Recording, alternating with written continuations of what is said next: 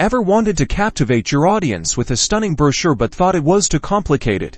Let's dive into Canva and learn how to design professional brochures first. Go to Canva on your web browser or app and type brochure into the search bar. You'll see a lot of options. Canva offers tons of templates.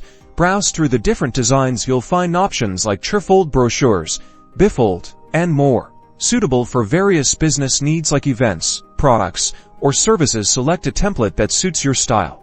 You can always customize it later, so choose something that catches your eye to begin with. Now for the fun part, customizing. Click on any text box to change the font's size, color, and wording. Double-click to replace the text. You can also tweak font alignment and line spacing. Replace placeholder images with your own photos or use Canva's library of free images. Click on the Uploads tab and drag your images in, then drag your photos onto the template to fill placeholders. You want to make sure your images are clear, high resolution, and relevant to the brochure's purpose.